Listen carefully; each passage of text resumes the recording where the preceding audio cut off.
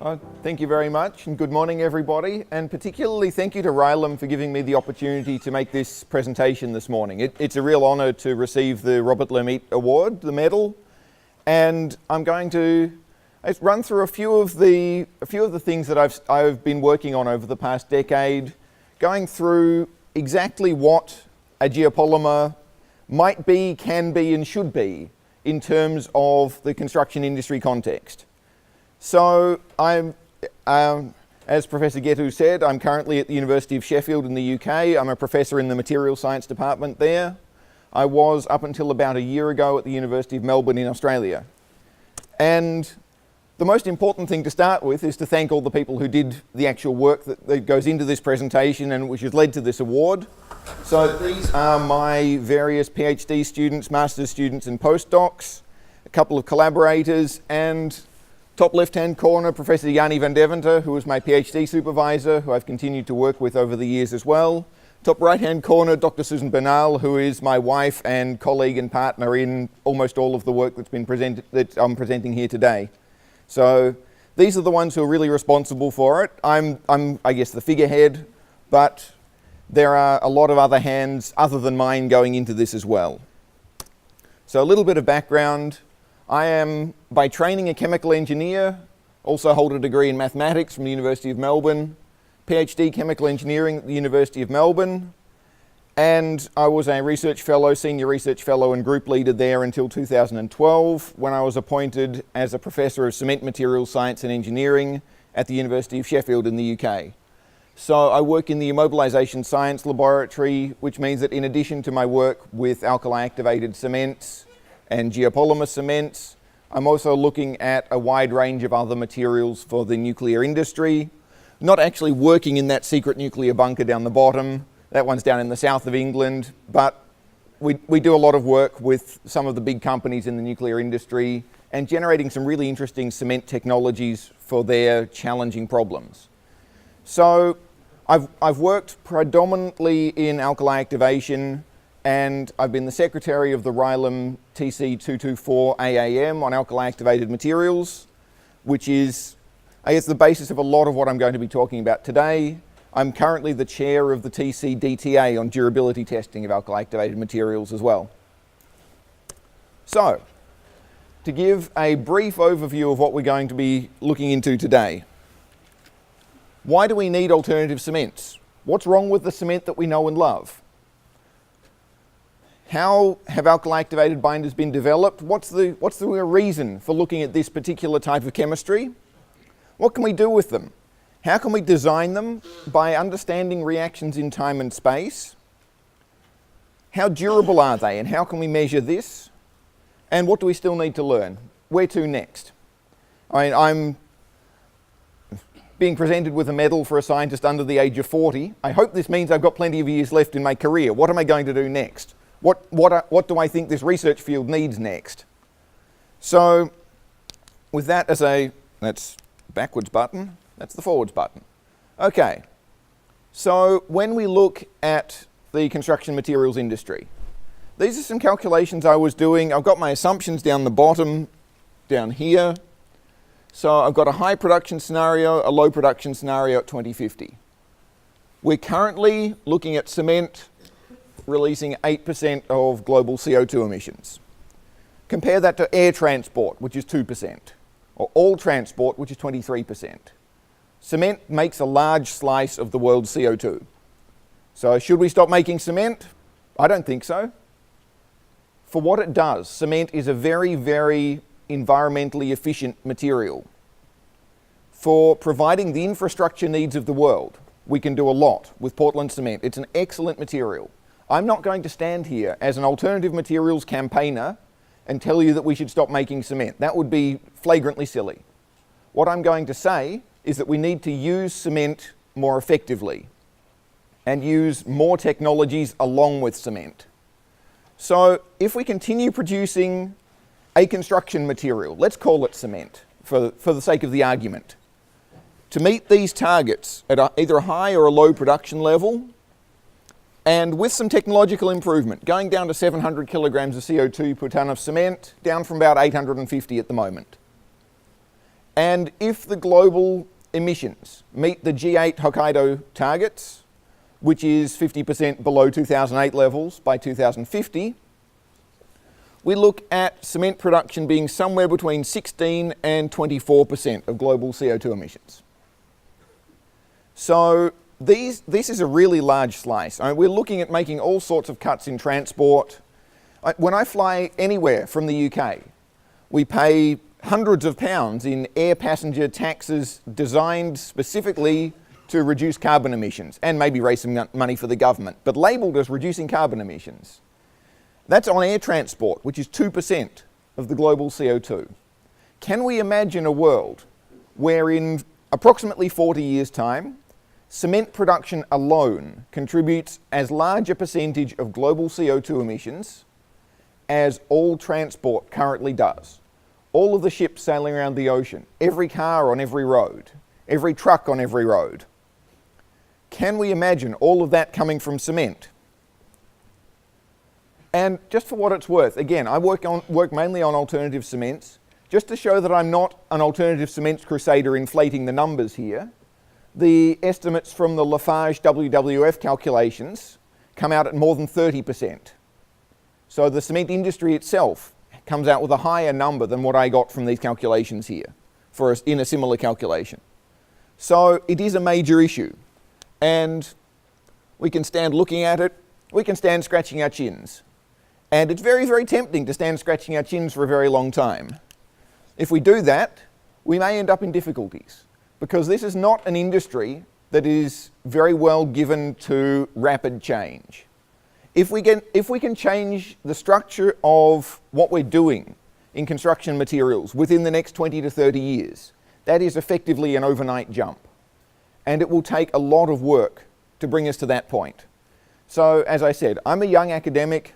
I don't have any fear that I'm going to run out of interesting things to do in my career in the coming decades. So, when we look at the general scope, the world of cements, we mainly play in this space here, in the Portland-based cements. There's been quite a lot of discussion around calcium aluminate, sulfur aluminate-based cements. Those are high in calcium, higher in aluminium, and also generally higher in cost, because calcium and aluminium are the elements that cost us a lot of money in those pure forms. So what we're looking at down the bottom, and on this graphic, because it's hard to draw 3 dimensions in 2 dimensions on a PowerPoint slide, the colour sort of represents coming out of the page along this alkali axis here. What I'm going to talk about is alkali-activated materials more broadly, and then I'm going to define geopolymers as the very low calcium end of that space. So an alkali-activated slag would be somewhere up in the top there, left to right depending on aluminium content. Alkali-activated metakaolin or fly ash would fall down in this bottom corner. So those would be the systems that are often named as geopolymers. I'm not going to go into that terminology. It's a slightly contentious issue, but we have this large box which gives us a lot of scope to design the materials we want. So the concept I'm pushing, and I guess I'm pushing it rather hard, is that what we need to do is move away from a single type of cements. Move away from the position where when I want to walk down to the hardware store and buy a bag of cement, I walk in there and say, I'd like a bag of cement. And the guy behind the counter drops a bag of cement on the counter and says, thank you, here's your cement, that'll be £2. I would like to say in 30 or 40 years' time, we walk down to the hardware store, you say, I'd like a bag of cement. The guy there says, which type? We've got 15 different ones. What do you want to do with your cement? We need materials that are fit for purpose. We don't need the same cement to build the Burj Khalifa in Dubai, or to put in a swimming pool post, just a fence post around the swimming pool. It's not the same application. It doesn't need to be the same material. We need something that's fit for purpose, or we need a lot of different things that are fit for purpose. I'm not going to present alkali activation as the only answer. It certainly isn't the only answer. But as part of the toolkit, as part of the suite of cements that we need to address the problems of the next century, I do see these materials playing a large role. So What is a geopolymer? What is an alkali-activated binder, essentially? This is in very, very broad terms because it's a very, very broad classification of materials. We take a solid aluminosilicate precursor and react it with an alkali source. The alkali source could be a solid alkali, it could be a liquid alkali. So it could come in with the mixed water, dissolved in the mixed water as a solid component. There are huge research efforts afoot to try to generate a just add water alkali-activated cement. This is a really, really technologically challenging area, but it's somewhere where there's a lot of progress being made at the moment. And we look at the solid precursors usually being industrial waste. So we work with fly ash, we work with metallurgical slags, not only blast furnace slag, but also a wide variety of other metallurgical slags, which for various reasons may or may not be any good in blending with Portland cement, can give us some very good opportunities in alkali-activated binders. We can also use metakaolin, either pure clay-grade metakaolin, or the waste metakaolins that tend to pop up in various places where kaolin clays are used and heat treated almost as a byproduct through industry. So these are all good sources of silicon and aluminium. And we can blend them with an alkali activator to drive that reaction process. I'll come back to that in a few slides' time. So these are being billed as a lower CO2 alternative to Portland cement, and I'm going to give a very, very vague number here, 40 to 80% reduction, because there are calculations in the literature which show for different geographies, for different transport scenarios, when the baseline is drawn using different grades of Portland cement, when the calculations are done using different alkali-activated mix designs, when you calculate it on a paste basis or a concrete basis, depending on whether you buy your sodium silicate activator in the USA or in Europe, you can have enormous variations in these numbers. So I'm not going to give you a precise value here. I was reading a study recently which claimed that alkali activation has a worse CO2 emissions footprint than Portland cement production. To me, that one seems an outlier. But it is a calculation that's been done by experts in the area for a particular geography in a particular scenario, showing that it doesn't make good environmental sense to use these materials under those conditions. But there are other studies showing 80% reduction, other studies showing 50% reduction. If we can only save 50% of the CO2 that's produced, I don't think that's a horrible outcome. In most areas of the industry, we're looking at saving 1% here, 2% there, 3% there. If we only save 50%, compared to the 80% advertising that's been done, that would be a little disappointing, but it's not the end of the world by any stretch of the imagination. And so these materials are now commercially available, being driven largely by environmental benefits, but also some technical properties as well. So I've got some photographs mainly from the participants in TC224AAM, who have generously given me some of their case studies here. But we have a material that can be poured and placed using traditional standard concrete mixing truck technology, and shows up in the newspaper. This is a bridge. This retaining wall here is poured from an alkali-activated concrete. It's right next to the city centre in Melbourne. It's right next to where the Australian Open tennis is played every year. This path is used by 40 or 50,000 people every day who have no idea that the material they're walking past is not normal concrete. And that's exactly how it should be. What we're aiming for is a material that is functionally indistinguishable from Portland cement concrete. If a material as an alternative binder system can be used and placed and handled and appears in service as if it were Portland cement, then it's easy. We've got the skills to work with this material. It's a real challenge. It's really, really difficult to achieve that. To make a different material with different chemistry, different physics, behave as if it were something else. And so there will always be differences. These mixes are a bit more sticky. The rheology control is a bit more challenging. But when the material is in service, it's concrete. It looks like concrete, smells like concrete, would probably taste like concrete if you were really, really brave or desperate. but that's the sort of material we need. So some large precast elements, some architecturally quite beautiful ones going on the outside of a public library building. Also, this is some work being done by ASEM in the Netherlands, some precast pipes and some slabs. The material, obviously, as a new technology, works better under a well-controlled environment. So precasting has been viewed since the 1940s as probably being the ideal way to use these materials. But the material is amenable to cast-in-place work as well. Sorry. So, why am I talking about alkali activation? And here is where, I guess, my thoughts in this area diverge from some of the discussion that's going on in the cement chemistry research community at the moment. There's a lot of discussion around these alternative supplementary cementitious materials and potential lack of supply in the future. There's discussion going on that some of the fly ash and slag and metakaolin, particularly fly ash and slag, the supplies may start to run short even for blended cement usage. So why should we develop materials that rely on these sources of, let's say, industrial byproducts when we need them all to blend with Portland cement anyway? So I agree with this. We are in a situation where particularly the supply of slag is less than what we would like it to be in a lot of parts of the world.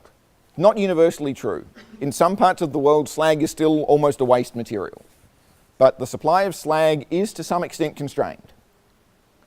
If we use that directly in alkali activation, we make much better use of the properties of that material. Its intrinsic reactivity. It reacts less rapidly than clinker. The reactions with water are slow, so we need a chemical activator to make slag react. This is the principle of a high volume blended cement. Once you start looking at a cement that's, say, 80% slag, 20% Portland cement, or 90% slag, 10% Portland cement, as in the case of a lot of the cements used in nuclear work in the UK, that's behaving much more like slag than like cement. It's 90% slag, 10% cement. Obviously, the slag is going to dominate how that material behaves. So the Portland cement clinker is essentially in that material as an activator. It has some other effects as well, but essentially it drives up the pH, makes the slag react, and then the slag dominates from that point onwards. And they're very effective cements. They do exactly what they need to. But the Portland cement clinker is a material that's designed and optimized for something completely different. It's designed and optimized to be an excellent cement in its own right. So using it as an alkali activator, yeah, it works perfectly well. But why not tailor make and design an alkaline activator to achieve the same role? When we start moving towards these very high supplementary cementitious material blends, we come back to the question of, are we using the right activator? Is clinker the best thing to be using just to generate a high pH? With all of its special properties and the designed phases in there and the phases that give you the right setting properties as a cement to blend with water, do we want to just use that as a pH control agent? My suggestion is that what we really need is a purpose-designed alkali activator, or an alkali activator that's really matched to the material we're interested in. So I've taken the same facts on, we have these materials with a constrained supply. What's the best way to use them? And I've reached a slightly different conclusion from what's being discussed in a lot of the cement chemistry community. I think this makes the field ripe for alkali activation, because when these materials are constrained, we want to use them in the most effective way by designing the mixes that will optimize the properties of our material based on what we're starting with, not based on the material that happens to come out of our kilns or that we've designed for something different. And when we look at across a suite of different possible precursors and a suite of different possible activators, we can identify good combinations, less useful combinations, some where the material works much better with a few percent Portland cement clinker in them, some where we have absolutely no information, This results from the work of, I've got down the bottom there, TC224AAM. That report is currently in production through Springer, and I hope will be a really interesting read. I've put a lot of time into editing and compiling information to go into there. But we have a picture of a very versatile system that we can tailor, we can design the right material for the right applications. So, is silicate really the best activator? Technically, probably. In terms of the environmental footprint, here's another interesting calculation. We look at global warming potential, ozone depletion, all of these different aspects of the environmental footprint of this material. And we say we're looking at sodium silicate as an activator. Almost all of the environmental footprint comes from a sodium silicate. So do we then say, okay, for the most environmentally beneficial one, if we want ultimate environmental benefits, let's revisit our table. Let's choose something different. We can design our activator, as I said, fit for purpose. We don't need 60 megapascals to put in a fence post or a letterbox, even if it's one of those beautiful ones with a house and a little chimney on top. We can choose the right material, and we can do these sorts of calculations to say which components are really causing the problem and then substitute those. When we look at the gel chemistry and when we're looking at our binders, we have alkali activation in a low calcium system, gives us a gel which is essentially an alkali aluminosilicate with a little bit of bound water. I put the H in brackets on the NaSH. There's a tiny amount of bound water in these systems. When you get more calcium, you get a generally low calcium silicon ratio, high aluminium, tobermorite type structure with secondary phases such as hydrochalcites, zeolites, AFM phases, and some bound water. We can see this by a space filling effect in microtomography. So we've got, this is why I distinguish the geopolymers from alkali activation in general. There are actually differences in the gel structure, the fundamental connectivity of the silicate and aluminate units. How do we get to this point? So when I started my PhD 11 years ago, the question was posed to me by my supervisor, essentially along these lines. We have a solid source material, metakaolin or fly ash, that we can't really characterize. We react that with a sodium silicate solution that we can't really characterize. They react by a mechanism that we don't really understand to form a product, which is amorphous, disordered, and we can't really characterize it. Your job is to model this process. So I put together a mathematical model to describe what we knew about the process at the time, which has actually stood up surprisingly well in spite of what I've learned since then. Sometimes completely by accident and sometimes by design. But it's essentially a process where I have a solid aluminosilicate, dissolves, rearranges, the gel nucleates either as a CSH or an alkali aluminosilicate, solidifies, hardens, and then we have an ongoing gel evolution process. And there's various discussion around, and I've published quite a few papers on various different bits and pieces of this process, because we've been putting together the puzzle one piece at a time. We started 10 or 11 years ago with, we couldn't characterize anything. Now, through some of the work that my group has been doing, and also a lot of work, I was listening to some really interesting talks around the early stages of this process yesterday. There's a lot of developments being made. We really understand what's going on in these systems now. And this is some work that one of my PhD students did a couple of years ago. We even have a model where we can visualize in 3 dimensions what's happening. It's basically for an alkali aluminosilicate system. We're working on getting calcium into these models. But taking interaction energies from density functional theory, we can build ourselves a cube of metakaolin, drop it into a bucket of sodium hydroxide, and watch the gel morphology evolving. So we can get predictive information out of that. We have these 2 types of gel, a sodium aluminosilicate type and a calcium aluminosilicate type. And when we blend slag and fly ash, we can see on EDX maps that we have differences. So these are EDX spots taken purely in the binder regions. We can distinguish the materials. Kind of. They're intermixed on a really close level, but we want to be able to understand these two types of gel even better. So when we want to understand two types of gel, we want to remove one of them. We can see that when we put an alkali-activated slag under a very high CO2 partial pressure, we change that gel structure a lot. So we can essentially do a selective dissolution process or a selective destruction process without worrying about the dissolution part. So we're isolating this gel and destroying the slag-derived gel. That becomes this, which means when we have a blended slag fly ash system, the NMR spectra show peaks in two different regions. We can squash the ones due to the slag. The remnant gel is due to the fly ash. We're looking at multiple gel coexisting systems here.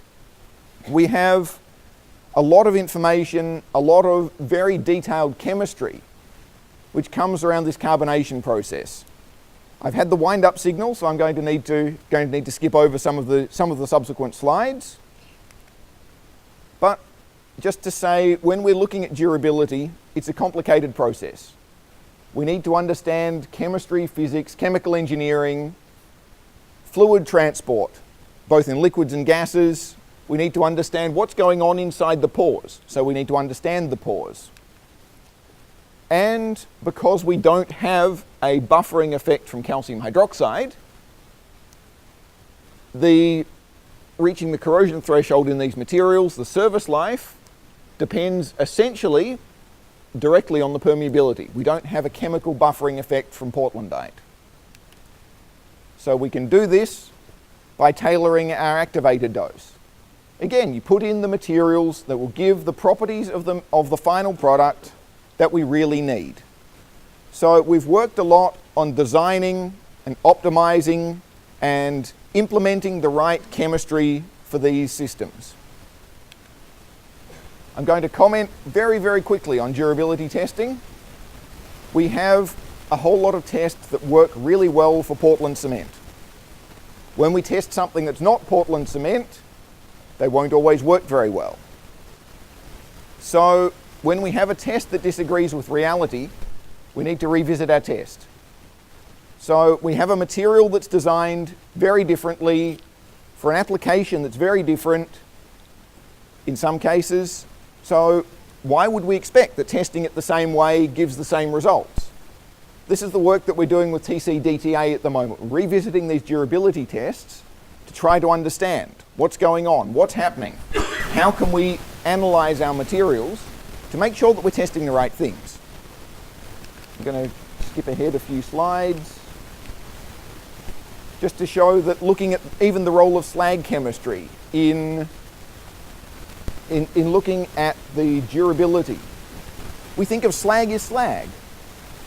And we say, okay, we have the chemistry of slag, we activate it, and it reacts to give us a product. We think in Portland cement blends. Oh, I've bought a batch of slag. I mixed that with my cement. I know what effect my slag is going to have. Depending on where we source our slag from, our natural carbonation rates for the same mix designs vary by a factor of, what's that? More than 10, factor of 20 or 30 across the same mix design with different slags. So, where do we go next? As I've said, we need to match the activators to the precursors. We need to understand rheology and workability, that early age reaction system more, and we need control of the admixtures. When we've got different chemistry, the admixture chemistry needs to be matched to that. I guess I'm in a conference here about rheology, self-compacting concrete. There's a lot of admixture technologists and experts in this room. So I put out an appeal to you. Please develop the right admixtures that will work in alkali-activated systems. We need this control of the chemistry. We need this control of the rheology, because a lot of the standard mechanisms that work beautifully in Portland cement, in a chemical engineering sense, the mechanisms don't happen in an alkali-activated binder system, so we need something different. We need environmental assessment for specific case studies. If I were to say the environmental footprint of an alkali-activated concrete is 63% less than that of Portland cement concrete, full stop, I would be wrong. Because I need to say where, I need to say for what application, I need to say for what service life, for what sort of structural design, and so on and so forth. We need these specific case studies to build up a body of evidence. We need durability test data. We need more understanding of steel corrosion. We need, through RILEM TC-DTA, we're running a round-robin testing program, different testing methodologies, which ones make sense in a whole lot of different degradation mechanisms. And to conclude, there are a lot of opportunities. It's a world of opportunities out there, and I hope in this brief time I've been able to catch your interest with a few of them. I would love for everybody in this room to go away and start trying to answer some of these questions. Yes, take my best research ideas and please beat me to the punch and publish things before I get a chance to, because that would be the ideal outcome for me, and I promise to cite your papers. We really need this technology, and we need it in a hurry. And the world needs to get together and figure out what we're going to do about the pie chart problem at the start, because if we're sitting in 2050 and nothing's happened, then we will really have ruined the planet, and I don't want to do that. I intend to have children someday, and I want them to have a planet to live on. So we need this, we need developments, we need new materials. Cement is great. Don't get me wrong, I love cement, it's a wonderful material, but we need additional materials as well to fill the right roles. And so I shall finish and leave it there. Thank you very much, John.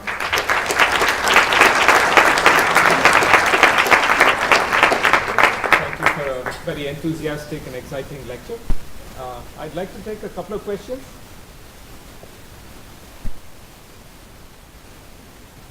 Yes?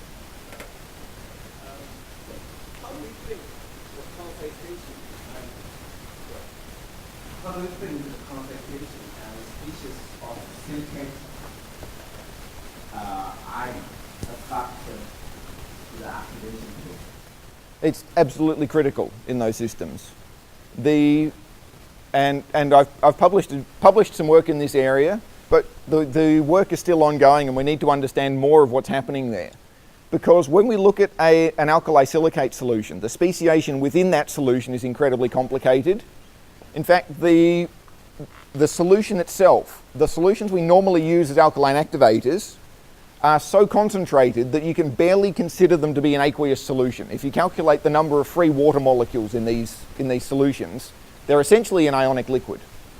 All of the water is bound in hydration shells around cations. So we need to look at these, again, we need more chemistry in these systems.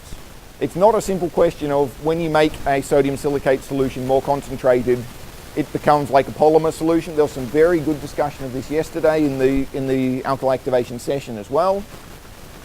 But you can't just look at it as a concentrated electrolyte solution or a polymer solution. There are these complex silicate species that all interact, and in the mathematical modeling work that I was putting up there, we do actually have essentially a reservoir of silicate going off to the side in these semi-reactive species. They also control physics. They block surfaces. They control rheology. They control viscosity. We don't understand most of these things on a fundamental level because there's not much research being done on highly concentrated silicate solutions in the literature at the moment. Our key reference point is a book that was published in 1979. So again, we need more science. Thank you, John. I think now all of you will agree that we have a great young Lermeet medalist for this year, John Provis. I have great pleasure in giving the Robert Lermeet Medal for 2013 to John Provis.